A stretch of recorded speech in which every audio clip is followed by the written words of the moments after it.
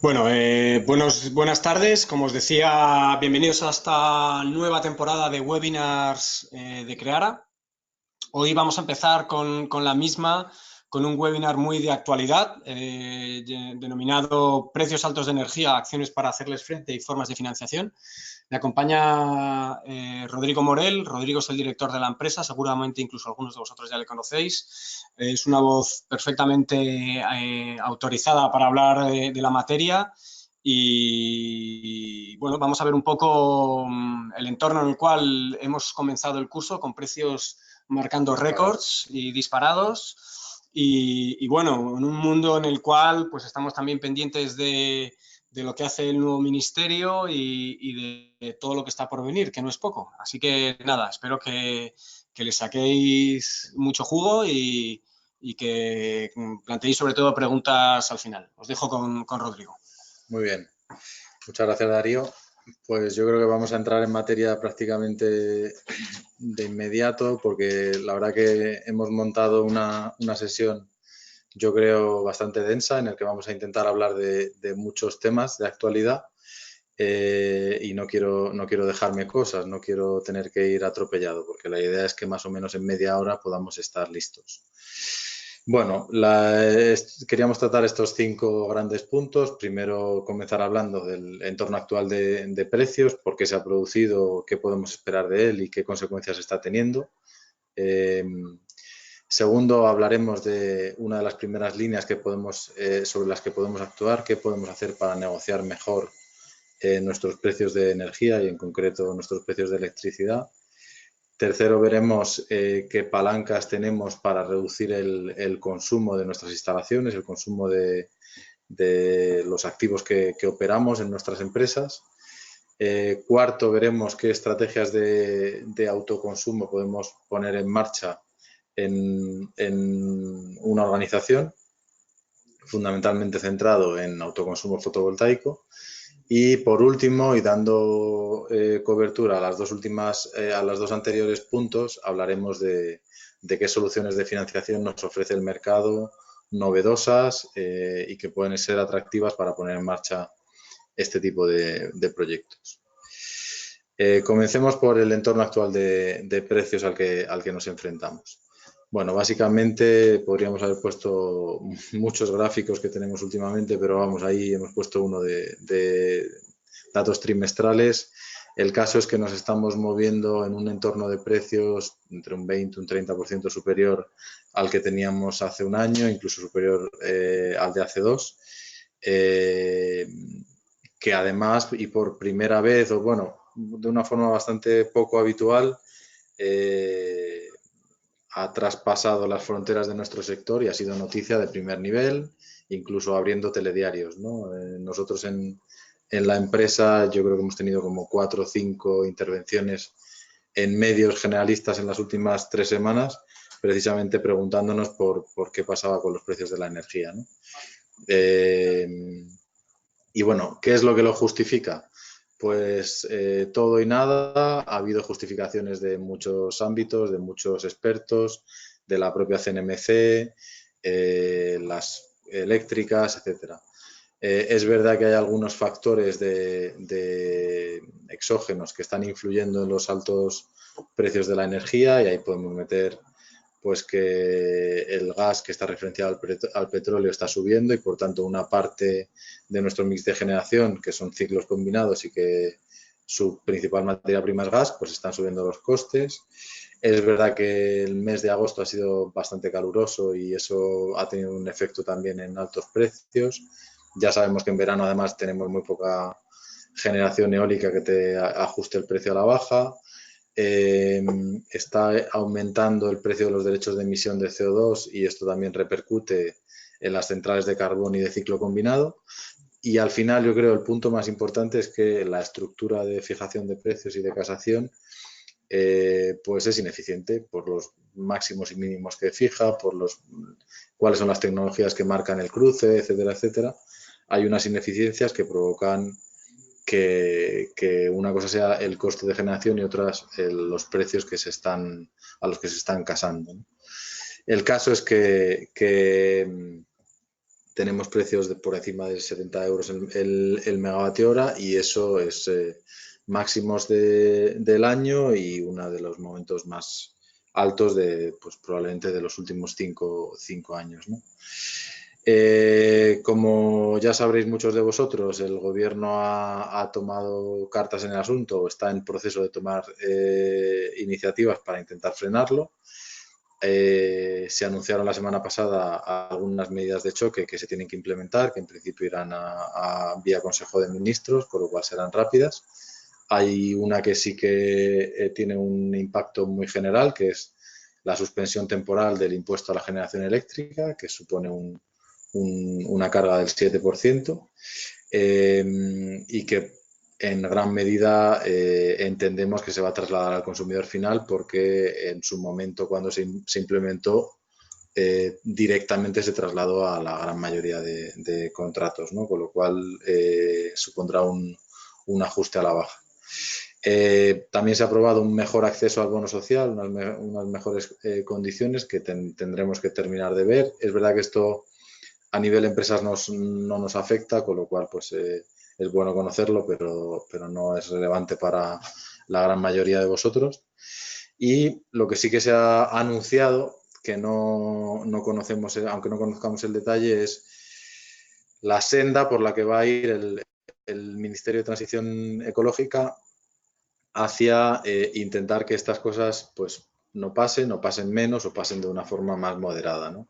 Y ahí se han anunciado muchas medidas, o se han dejado entrever muchas medidas que van enfocadas fundamentalmente a respaldar el autoconsumo fotovoltaico. Sobre todo se hace hincapié en el autoconsumo colaborativo, en búsqueda de fórmulas que eliminen barreras que existen a una mayor implantación de renovables, vía subastas o no, de forma que se puedan conseguir los objetivos 2030 y también se pueda seguir trabajando en una mejora del mix energético con el que contamos, y se ha hecho hincapié por primera vez probablemente en que se reduzca el número de transacciones, el número de contrataciones de energía que se cierran en los mercados mayoristas en favor de mercados bilaterales. Fundamentalmente aquí estamos ya hablando de PPAs, ¿no? de que tomen más presencia los PPAs. Y en general sí que se está anunciando una revisión del sistema eléctrico, que no sabemos cómo de lejos puede ir, si va a haber una revisión de lo que ya lo llaman los windfall profits, etcétera, etcétera, ¿no? Pero bueno, entendemos que por ahí podrá ir la cosa, una revisión más a fondo de los costes del sistema que se imputan, de los costes de distribución, del propio sistema de casación de oferta y demanda, etcétera. Bueno, como esto es verdad que irá más lento, nos planteábamos, y lo podéis ver ahí a la derecha de la diapositiva, qué podemos esperar en el corto plazo. Hay algo que ya estamos viendo, nosotros lo empezamos a ver en julio y ahora en septiembre se ha intensificado. Muchas comercializadoras están denunciando contratos que estaban cerrados a precio fijo, o bien este año a primeros de año, o bien a finales del año pasado, o incluso durante el año pasado, contratos de 2 años. No son capaces de mantener esas condiciones, y muchas de las comercializadoras tienen cláusulas en el contrato que les permiten romper, digamos, el contrato de forma unilateral si se produce un incremento en el precio del pool superior a un porcentaje. Bueno, pues nos estamos encontrando con que muchos clientes, fundamentalmente grandes clientes, han visto cómo sus contratos son denunciados y ahora tienen que acudir deprisa y corriendo a buscar una solución en el mercado. Se va a producir también un ajuste del precio del pool una vez que entre en vigor la suspensión del impuesto a la generación eléctrica. Es verdad que no será muy grande, pero bueno, podrá estar en torno al 3%. Y nosotros creemos que vamos a seguir viviendo en un entorno de precios altos en el corto y medio plazo. Es verdad que nadie tiene la verdad absoluta sobre esto y que es muy volátil, pero entendemos que no hay grandes circunstancias que nos hagan pensar que esto vaya a cambiar. Lo que sí también vamos a ver en los próximos meses es cómo crece el mercado tanto de bilaterales como de productos derivados, que ahora entraremos a ver. Entrando un poquito en materia de qué podemos hacer, me gusta esta diapositiva como ejemplo de que nos permite visualizar cómo esto de la transición energética de la que hablamos, cómo lo visualizamos y cómo nos afecta, ¿no? Bueno, nosotros entendemos que el mercado energético, el modelo energético está cambiando, pero ¿está cambiando hacia dónde? Bueno, pues teníamos un modelo energético tradicional donde la generación estaba muy focalizada en grandes centrales eléctricas, incluso en el caso de los carburantes, en grandes proveedores de carburantes, hacia un consumidor en una relación básicamente unidireccional, donde el consumidor tenía muy poco que decir, aparte de aceptar las condiciones que le marcaba su utility, ¿no? Su compañía proveedora de electricidad.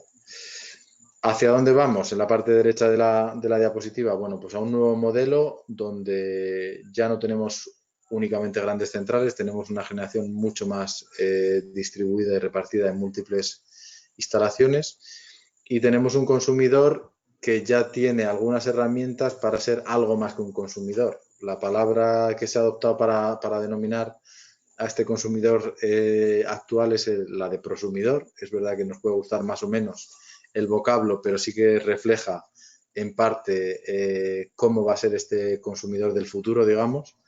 Y ahí poníamos nosotros algunos adjetivos o algunas vocaciones que va a tener este prosumidor. Va a querer ser, y puede ser, porque ya tiene los medios para ello, más eficiente. Esto es que reduzca su línea base, que consuma menos.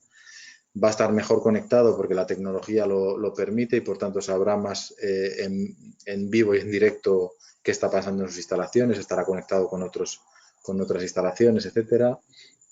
Quiere ser más ecológico, es decir, quiere que su huella de lo que consume sea inferior, a ser posible que parte de la energía se la pueda proveer él mismo, es decir, que sea autosuficiente. Probablemente vamos a un mundo más eléctrico y aquí estamos haciendo referencia fundamentalmente a la movilidad, con lo cual está paulatinamente electrificándose este sector de la economía que históricamente no ha formado parte del mundo eléctrico.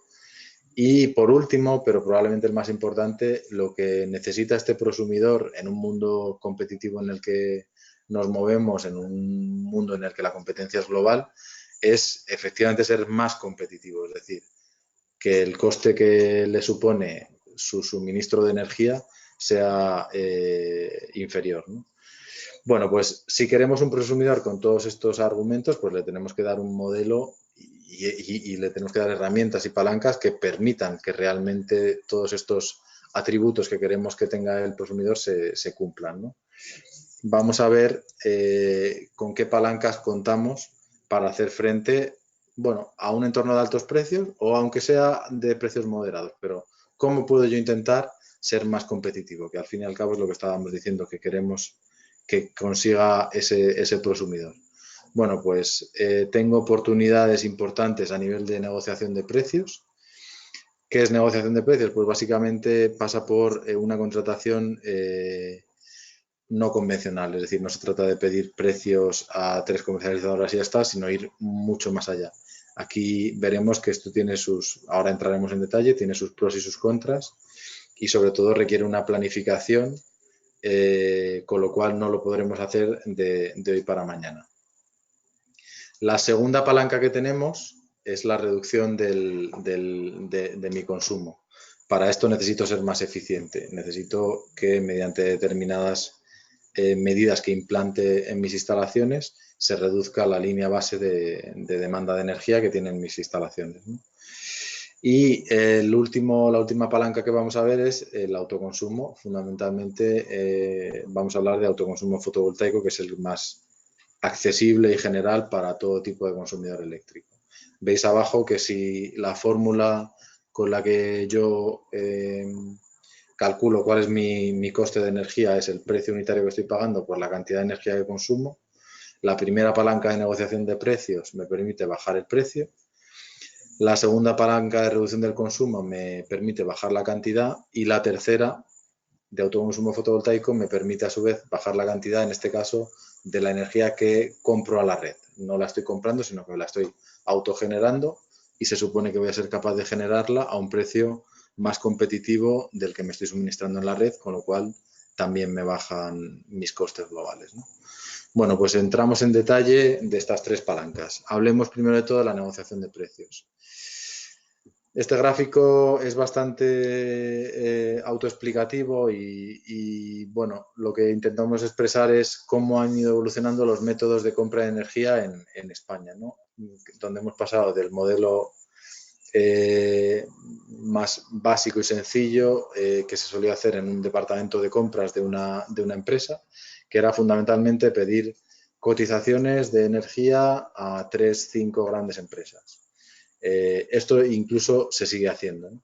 Y de ahí hacia la derecha vamos evolucionando a métodos de compra más complejos. Pasaríamos por, en vez de 3 o 5 empresas, solicitar precios fijos a más empresas, incorporar comercializadoras pequeñas o medianas que me puedan aportar cosas diferentes, y pasaríamos a una tercera alternativa, que sería la compra pool, donde ya voy a una fórmula indexada, no tengo un precio fijo, sino que en función de determinados índices mi coste será uno u otro.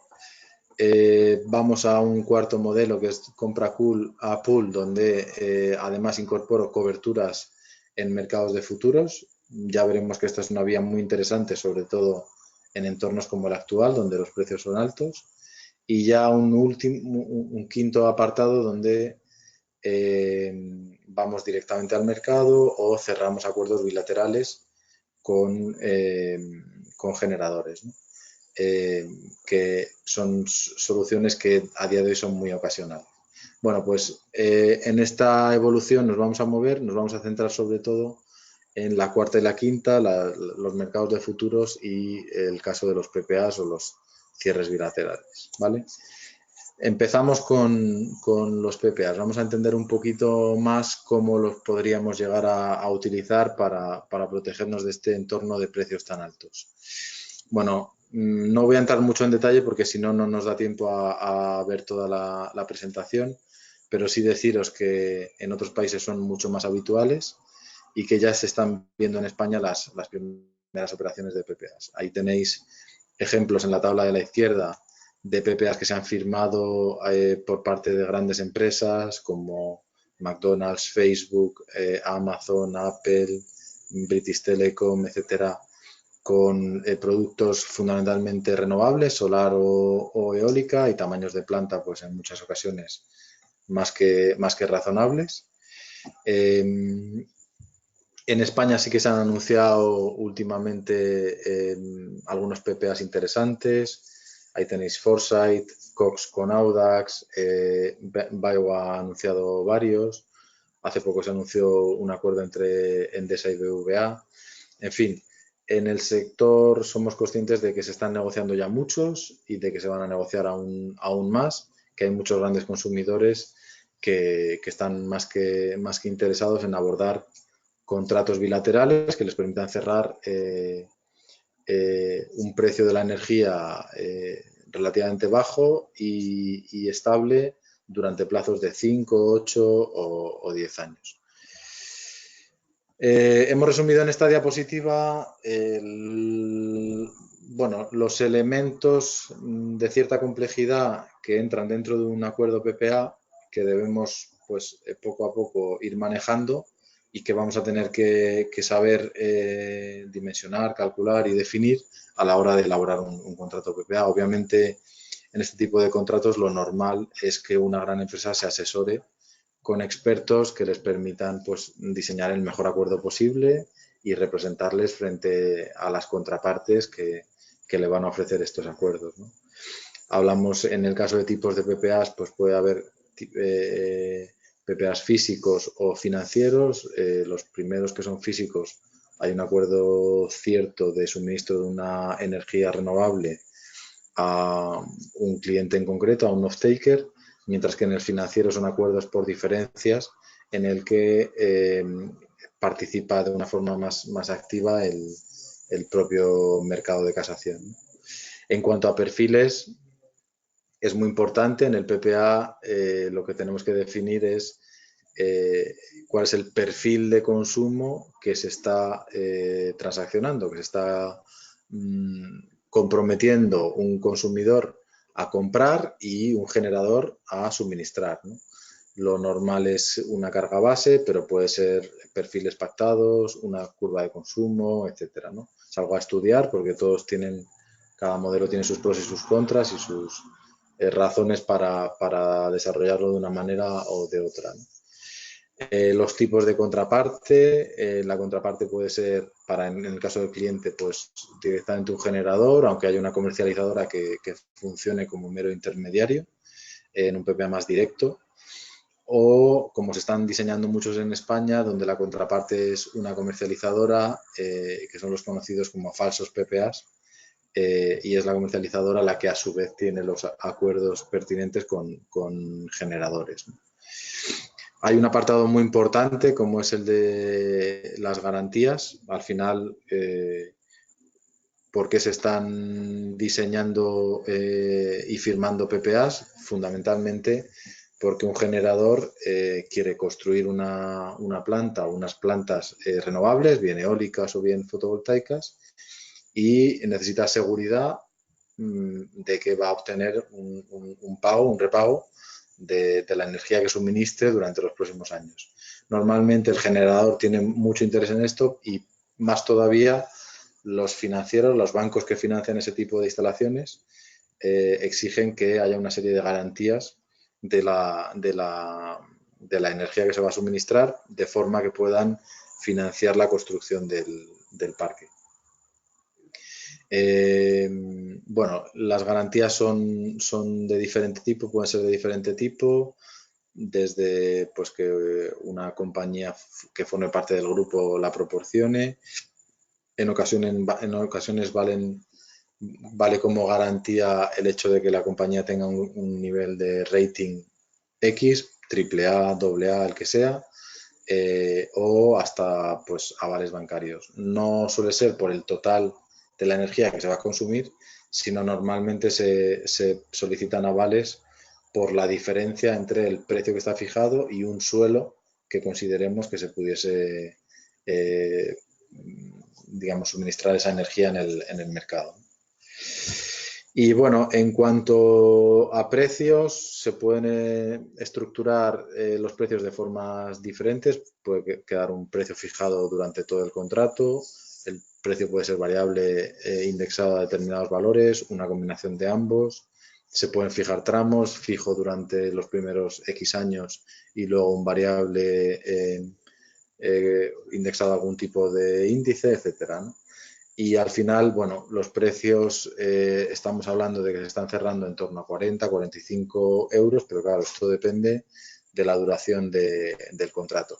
A más largo el plazo, pues normalmente mejor es el precio, pero vamos, que depende también de factores como la tecnología que se está utilizando, el perfil que se compra, etcétera.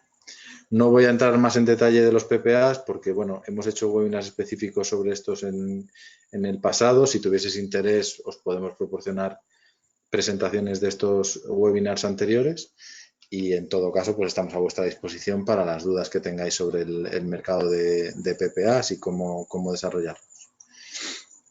Sí que quería entrar hoy en un poquito de detalle sobre el mercado de futuros, que creemos que ofrece buenas alternativas para reducir riesgos de precios a medio y largo plazo. Básicamente contamos con un mercado que es OMIP, el mercado de derivados del mercado ibérico, donde podemos cerrar contratos de futuros. Básicamente, ¿qué es un contrato de futuros?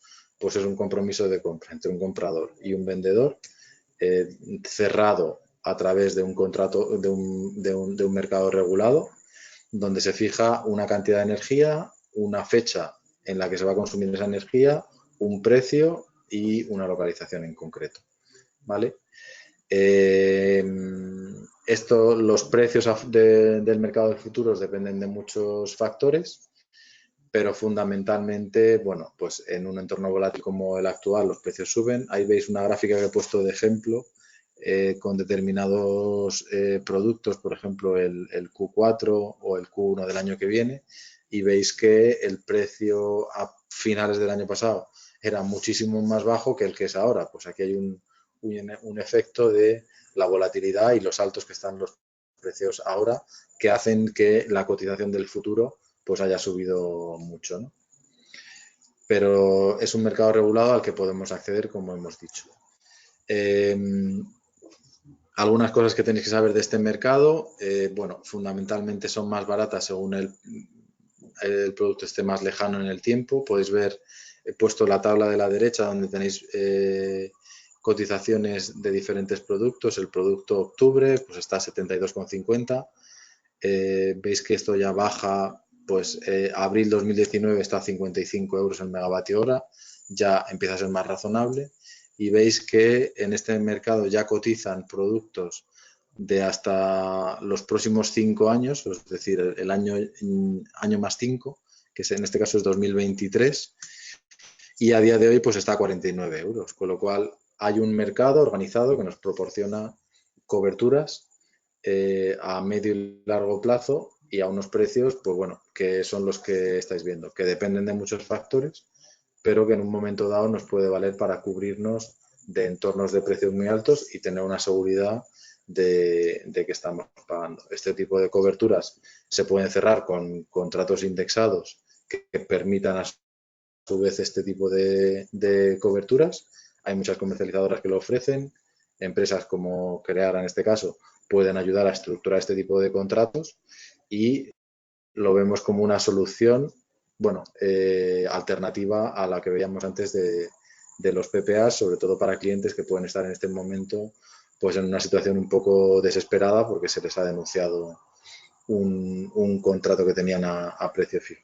Hay que tener en cuenta que el mercado OMIP es más exigente en cuanto al volumen mínimo a contratar, se requiere de 1 megavatio de carga base, con lo cual estaríamos hablando de un mínimo de contratación y de cierre de 8 gigavatios hora anuales, ¿vale? Yo creo que no voy a entrar en detalle más sobre la parte de negociación de precios. Hemos visto que hay alternativas interesantes y que, bueno, en cada uno en su caso pues tiene que ver si le interesa este tipo de soluciones o otras que podamos encontrar ya más tradicionales, ¿no? Vamos a ver otra de las palancas con las que podemos trabajar, como es la reducción de consumos. Fundamentalmente, lo veníamos diciendo, yo tengo que trabajar no solo el precio, sino la cantidad de energía que consumo. Vemos que hay dos grandes formas de hacerlo. Una, soluciones de cambio tecnológico y otras soluciones de telegestión energética. Entraré en detalle en las dos. Fundamentalmente, cuando hablamos de cambio tecnológico, estamos hablando de mejorar mis instalaciones de forma que tenga equipos más eficientes, que tengan un menor consumo para lo que me están proporcionando. El gráfico que ponemos en esta diapositiva es bastante ilustrativo. Yo al final tendré que desarrollar un plan que puede partir de un estudio energético, una auditoría, etcétera, y que me va a estructurar qué mejoras puedo implementar en mi instalación para reducir el consumo. Y esas mejoras lo que me van a ir diciendo es, implantando esta mejora, que tendrá un coste X, se reduce el consumo en este tanto. Ahí vemos que si yo hago un orden bajo un criterio de rentabilidad de la medida, tendré primero que implementar las medidas más que me generan más ahorro por euro invertido, lo que llamamos en el argot los quick wins, ¿no? Las ganancias fáciles, y luego ir ordenando las medidas para que cada una me genere el mayor ahorro por euro invertido. Ese sería el escenario teórico óptimo para desarrollar un plan de mejoras energéticas, ¿no?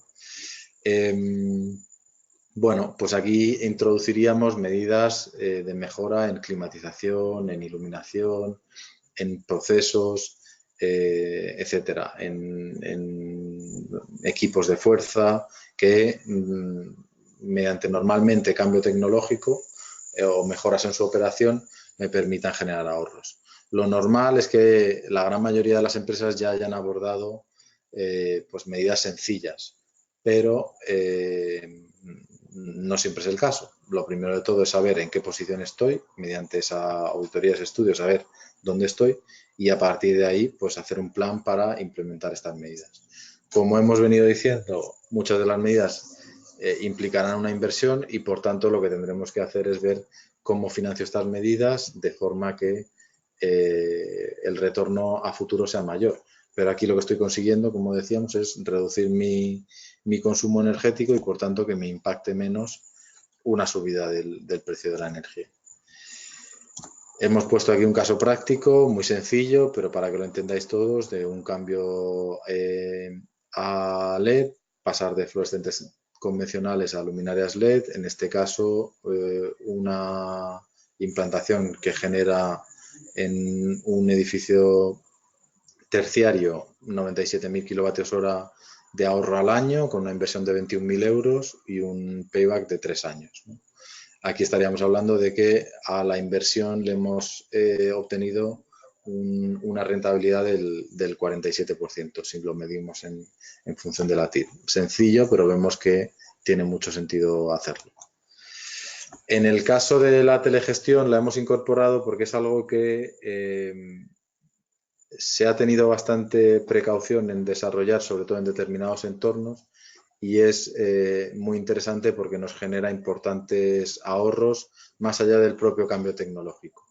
Y vemos que esta es una oportunidad fundamental para grandes cadenas, bien de retail, de ropa, etcétera, alimentación, incluso restauración, cadenas de clínicas. Tenemos aquí un ejemplo que os hemos traído de una cadena de clínicas dentales, etcétera, ¿no? Y aquí, fundamentalmente, lo que queríamos explicaros es que venimos de una tradición, digamos, en esto de la eficiencia energética, en el que hablábamos de que para ahorrar hay que medir. Y efectivamente eso no deja de ser verdad, tiene sentido que midamos y así hemos ido implementando soluciones de telemedida en muchos proyectos, incluso de submedida, que sería el siguiente paso. Pero se nos ha olvidado que la medida sin un verdadero control y una actuación inmediata, al final está muy lejana de generarme el ahorro. Y nos ha pasado que en muchos casos hemos implementado proyectos de telemedida o de submedida sin llegar a generar los ahorros que necesitábamos. Estamos apostando cada vez más por soluciones de telegestión, que al final son mini escadas que podemos implantar en cualquier tipo de cadena, con inversiones muy controladas, pero que nos permiten ya controlar y actuar sobre los principales usos energéticos de la instalación. ¿Qué ventajas tiene la telegestión? Cuando bajamos al nivel de eso, de cada tienda o de cada emplazamiento, de cada establecimiento y podemos actuar sobre el clima, sobre la iluminación, sobre la fuerza. Bueno, pues que consigo reducciones de consumos muy importantes, fijando de forma centralizada los parámetros de funcionamiento de mi instalación, que soy capaz de estandarizar el funcionamiento de todos los establecimientos, incluido, por ejemplo, horarios de rótulos, monitores, temperaturas de consigna, etcétera, con lo cual estamos trabajando también la imagen de los establecimientos. Soy capaz de reducir los costes de operación y mantenimiento porque, en general, reduzco desplazamientos del equipo de operación y mantenimiento y los equipos tienen mayor vida útil. Y luego tenemos un verdadero control en tiempo real de la instalación, lo que nos da mucha agilidad de respuesta, ¿vale? Es verdad que la telegestión tiene algunos inconvenientes.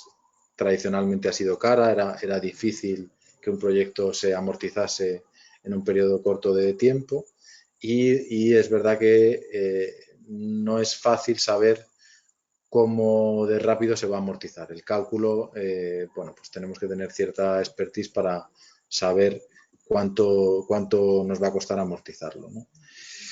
Os he traído un ejemplo, de, como os decía, en este caso de una clínica dental, un sistema de gestión centralizado para las clínicas en el que se controla por clínica 52 variables y de media 8 estancias.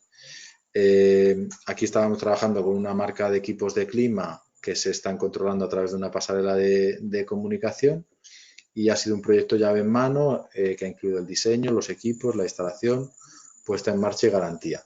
El precio del sistema de control por clínica ha sido de unos 4.500 euros y se amortiza en 5 años solo con los ahorros generados en energía y operación y mantenimiento. Y además está teniendo una repercusión bastante importante en cuanto a imagen y a homogeneización de la imagen, en este caso de estas clínicas, ¿no? O sea que vemos que la telegestión puede ser una vía interesante para generar ahorros, sobre todo en establecimientos donde habitualmente no se ha hecho así, ¿vale? Sí que se ha diseñado soluciones de telegestión para grandes edificios, pero no para pequeños establecimientos de cadenas. Bueno, y estrategias de autoconsumo fundamentalmente fotovoltaico.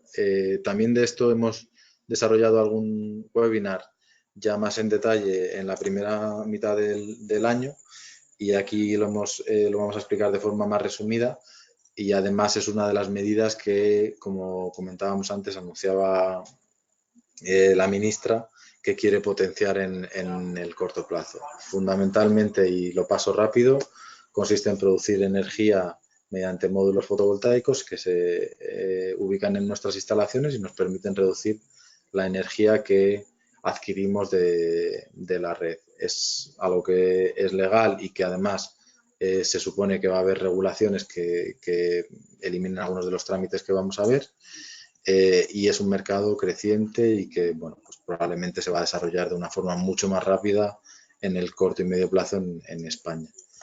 Es rentable fundamentalmente porque el coste de la energía fotovoltaica se ha reducido de una forma dramática en los últimos años con la entrada de fabricantes cada vez más grandes, fundamentalmente asiáticos, que han reducido muchísimo los costes de fabricación. Y es una tecnología totalmente sostenible, además muy sencilla de mantener, que no genera ruido, que no tiene partes móviles, 100% renovable, es decir, muy interesante. Y además en España, que tenemos muchísimas horas de sol, pues todavía más. Es verdad que tiene algunos inconvenientes, fundamentalmente uno, que es la regulación en España, el impuesto al sol, y no solo, sino que hay algunas otras trabas que lo hacen pues menos interesante. Fundamentalmente yo siempre me refiero a una, que es el límite que tenemos, que no se pueda instalar más potencia que la que tenemos contratada en nuestra instalación, lo cual hace que los porcentajes de autoconsumo no son todo lo altos que podrían ser. Es una fuente intermitente, con lo cual es muy difícil que sea nuestra única fuente de energía, tiene que ser complementaria con otras fuentes o con el suministro de red, y obviamente pues tiene unas inversiones iniciales que hay que rentabilizar al cabo de un tiempo. ¿Cómo dimensionamos una instalación fotovoltaica? Es decir, ¿cómo pienso en, oye, qué cantidad de energía fotovoltaica puedo producir o debo producir yo en mi establecimiento, en mi nave industrial, en mi nave logística, en mi edificio, etcétera? Nosotros diseñamos las soluciones trabajando 4 limitaciones. Los límites regulatorios que nos marca la normativa, los límites de superficie, los límites de la potencia demandada por el edificio, por el centro en el que estamos trabajando, y luego la propia capacidad financiera del cliente, ¿no? Entro un poquito en detalle cada uno, aunque de forma resumida.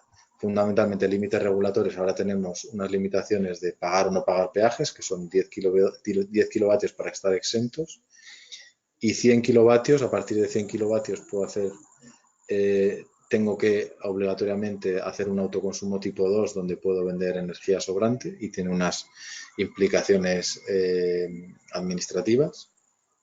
Y luego, como os decía, el principal límite es que no puedo poner una instalación más grande que la potencia que yo tenga contratada. De mis periodos tarifarios, el más alto será el que me marque el límite del tamaño de la instalación.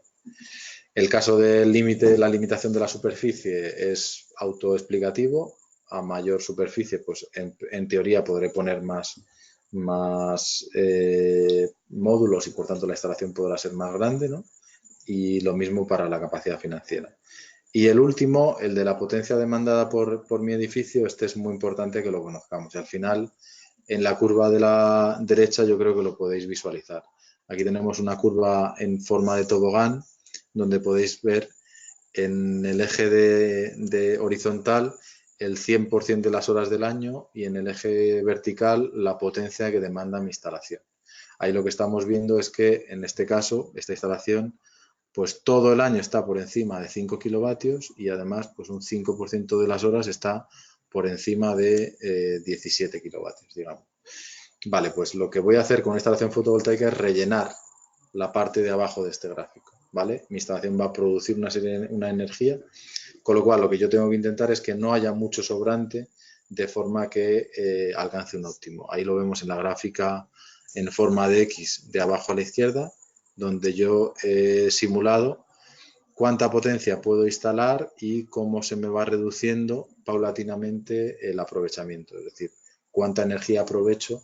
Y en este caso vemos que con una instalación de 20 kilovatios pues aprovecho el prácticamente 100%, con una instalación ya de 40 kilovatios pues solo aprovecho el 68% de la energía que genera mi instalación, ¿vale?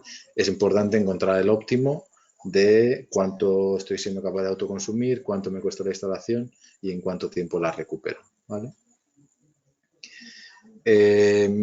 ¿Cuánto se cubre con una instalación fotovoltaica? Pues es muy variable. En una instalación industrial, por mucha superficie que tenga disponible y aunque aproveche a tope la potencia contratada, si es muy intensiva, es decir, produce una gran cantidad o sea, demanda una gran cantidad de energía y además trabaja muchas horas al año, pues me puedo encontrar con que, aunque dimensione al máximo la instalación fotovoltaica, solo voy a cubrir un 3, 4, un 5% de la demanda, ¿vale? Y es verdad que te puedes encontrar con otras instalaciones, por ejemplo, es muy habitual grandes ratios de autoconsumo en riegos con bombeo para instalaciones agrícolas. ¿Por qué? Porque el riego se produce únicamente en verano, se puede producir en las horas centrales del día, con lo cual siempre se aprovecha la energía solar y puedo dimensionarlo para que si un día tengo menos sol, pues no tengo por qué regar, ¿no? Con lo cual, ahí podemos llegar a grados de aprovechamiento superiores al 30 o al 40% en algunos casos, ¿no? Pero bueno, es muy variable y en cada caso pues tendremos que calcularlo ad hoc, digamos. ¿Cómo estoy generando ahorro? Es decir, ¿por qué rentabilizo una instalación de autoconsumo fotovoltaico? Porque una vez que la tengo instalada se me reduce en la factura el término de energía. Además, soy capaz de reducir y ajustar a la baja el término de potencia y por tanto pago menos. Si la instalación es tipo 2, además tendré un ingreso extra por la venta de energía a red.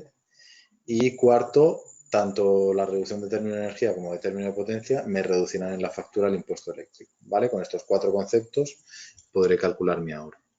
Hemos traído un ejemplo también, un caso práctico. En este caso es una instalación pues que, como veis arriba a la izquierda, consume 115 megavatios hora, tiene una potencia contratada de 40 kilovatios en 3 periodos y se gasta 12.600 euros al año. Se ha planteado una instalación de 20 kilovatios con una superficie de paneles de 118 metros cuadrados, orientación sur, 30 grados. Arriba a la derecha veis el gráfico que os explicaba antes. En negro tenéis la curva de demanda del centro y estos peritos rojos es la producción que va a tener fotovoltaica en esa hora de ese momento del año. Veis que es verdad que voy a tener unos pequeños sobrantes, pero van a ser muy pequeños. Son los que están por encima de la línea negra. Con lo cual hemos dimensionado la instalación al máximo de forma que la rentabilidad de la inversión que se hace en la planta también se maximice. En este caso, la planta estaría generando ahorros por energía de 2.800 euros, por potencia de 900 euros, en total 3.700 euros, con lo cual en 5 años habríamos amortizado la instalación, ¿vale? Vemos que en muchas ocasiones la autogeneración fotovoltaica se amortiza rápido y trabaja en lo mismo, como decíamos. Me permite reducir mi exposición a los precios altos de la energía que vemos en este momento. Y bueno, me estoy pasando de tiempo, pero quería comentaros rápidamente algunas soluciones de financiación, digamos, que podemos tener en nuestra mano para abordar este tipo de proyecto. Hicimos un webinar también en la primera mitad del curso específico sobre soluciones de financiación. También os invito a que nos lo solicitéis si queréis tener un poquito más de detalle sobre esta temática.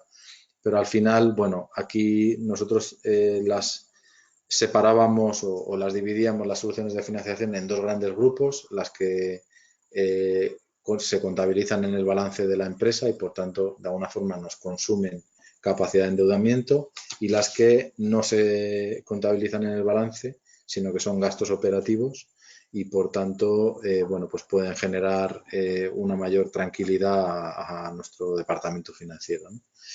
En el primer apartado, de aquellas en balance, pues hablaríamos de ayudas o subvenciones que podemos obtener para financiar parcialmente proyectos de eficiencia energética o de renovables, financiación bancaria clásica o soluciones un poquito más novedosas como el crowdfunding. Y fuera de balance, pues fundamentalmente hablábamos de estas tres soluciones: el renting, como un alquiler con opción de compra, un renting operativo, que lo que me permite es disfrutar de un bien sin ser el propietario hasta que llegue el fin de ese periodo de renting y pueda decidir si adquiero el bien en propiedad por un coste residual o no. Los contratos ESCO de servicios energéticos, que también son modalidades en las que una empresa puede financiar a su coste una inversión en unos activos energéticos y recuperar esa inversión con los ahorros que se vayan generando en el tiempo. Y la tercera, que es bastante novedosa en España, que son soluciones de financiación on-bill, financiación en factura, que fundamentalmente nos la proporciona una comercializadora eléctrica, ¿vale? Bueno, básicamente lo que decimos aquí es que hay todavía un entorno favorable a la financiación. Es verdad que a corto o medio plazo se espera que suban los tipos de interés, pero a día de hoy la financiación es razonable, con lo cual es interesante abordar este tipo de proyectos. Además, en España y en concreto, sobre todo en algunas comunidades autónomas que tienen más acceso a fondos, pues hay muchas líneas de ayuda que se pueden utilizar. Y además el propio sector pues está desarrollando todo este tipo de soluciones que vemos novedosas, muchas de ellas fuera de balance, para ayudarnos a financiar, con lo cual vemos que el entorno es atractivo. Me he puesto un par de diapositivas sobre soluciones que quizá conocéis menos. En el caso de ayudas y subvenciones, bueno, nosotros rastreamos lo que está pasando fundamentalmente en España, en Europa, pero y también a nivel de cada comunidad autónoma.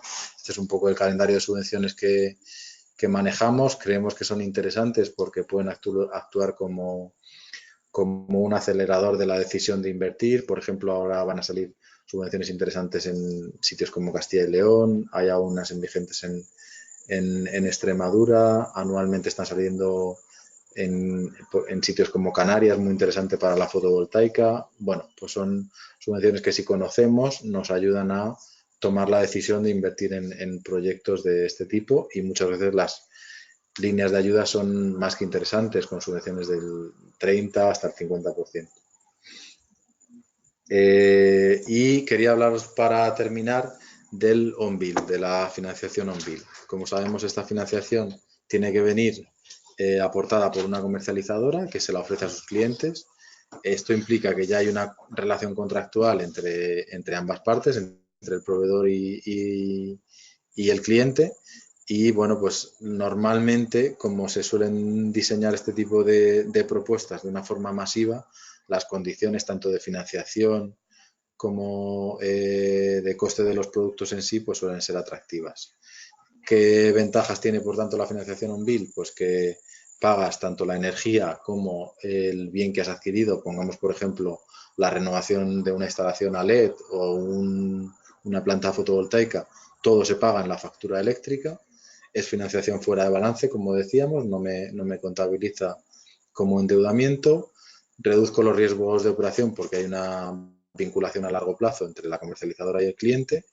Me permite cubrirme ante subidas de precios, como venimos diciendo desde el principio, y además puede generar ahorros sin inversión. Para que veáis cómo estos ahorros sin inversión se producen, os he traído un ejemplo que es la tabla de abajo, donde veis el caso de una empresa que implanta un proyecto on-bill donde hay actuaciones combinadas de fotovoltaica, más cambio a LED, más telemedida, más optimización de la tarifa.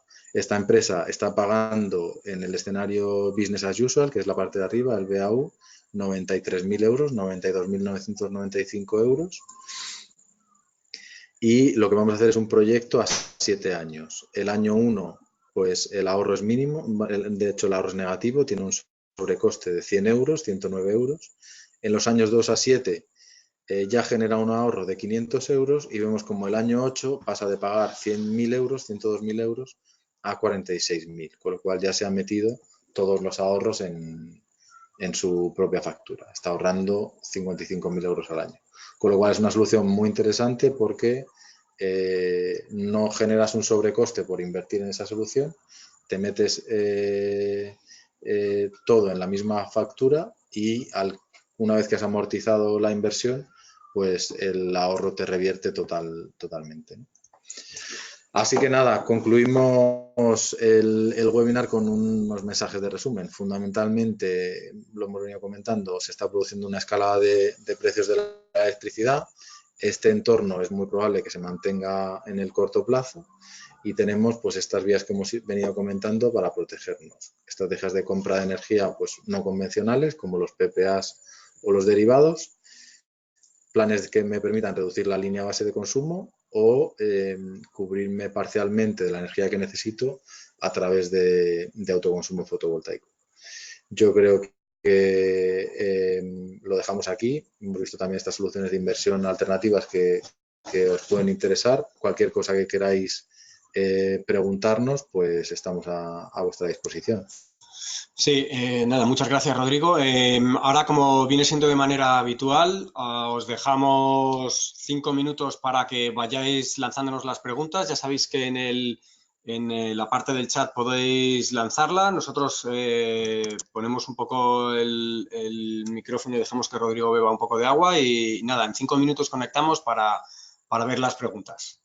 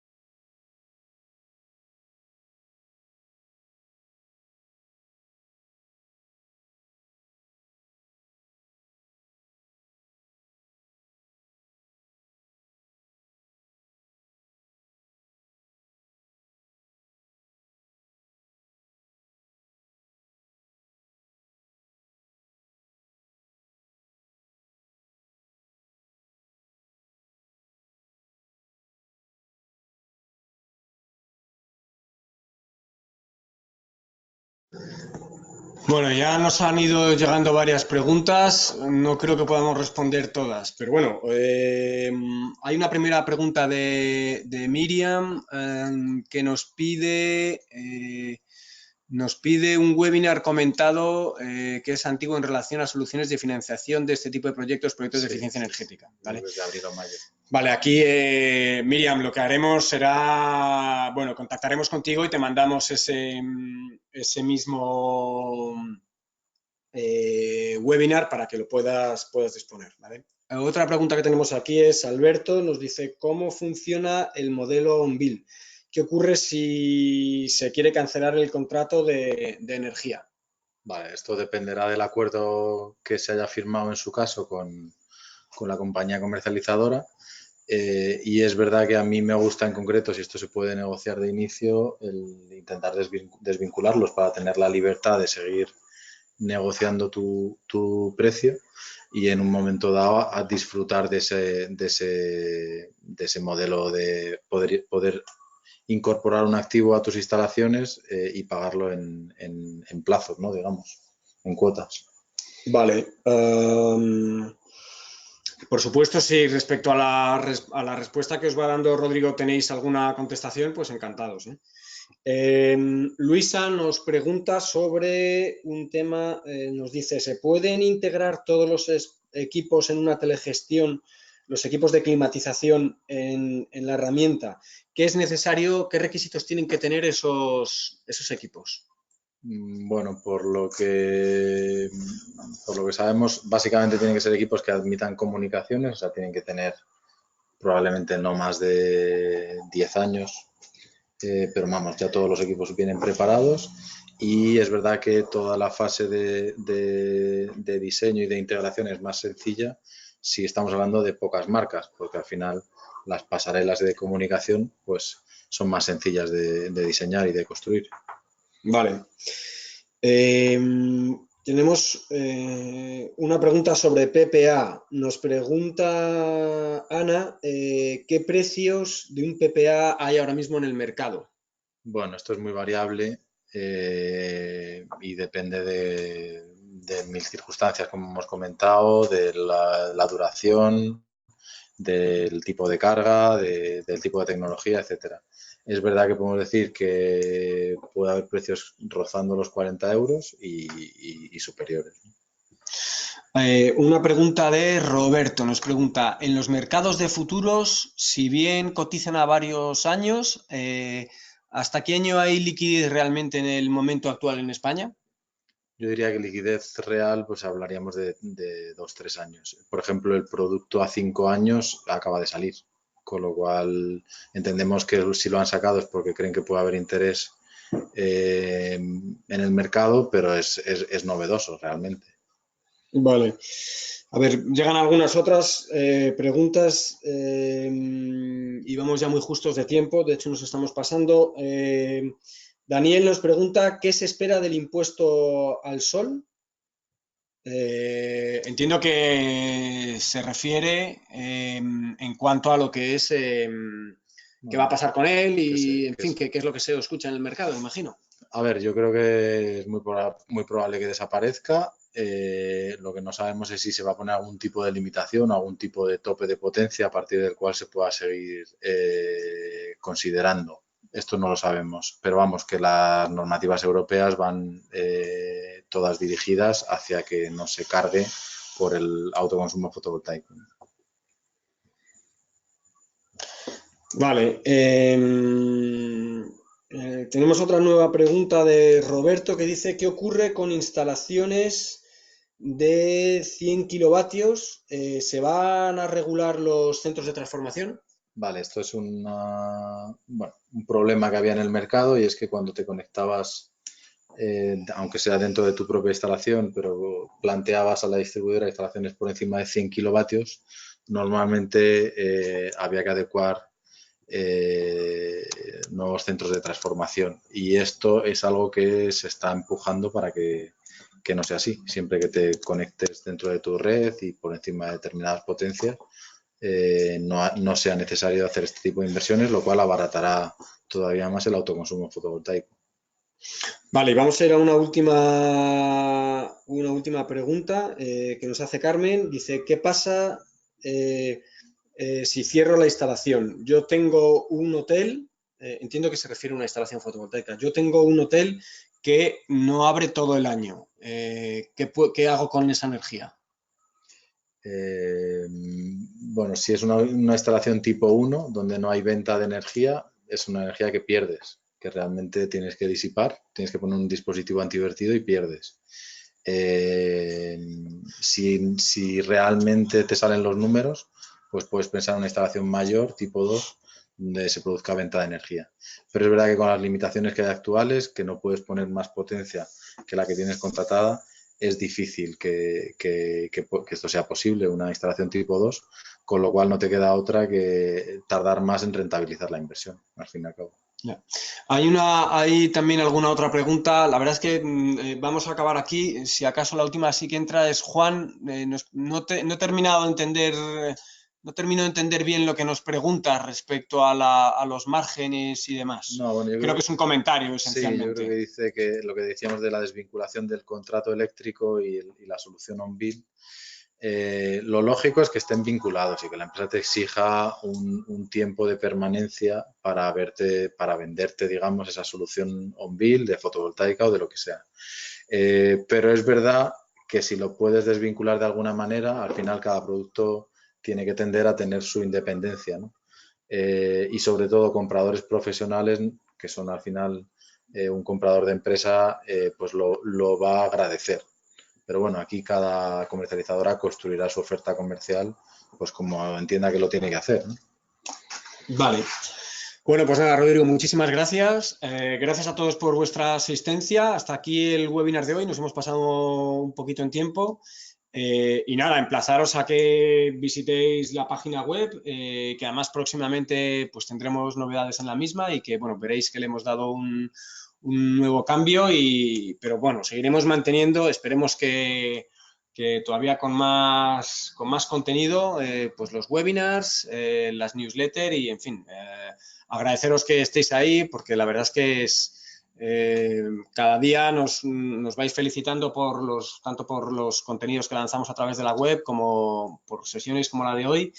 Y nada, animaros a que sigáis comunicándoos y estando ahí. Venga, muchísimas gracias y hasta el próximo miércoles. Gracias a todos. Hasta luego.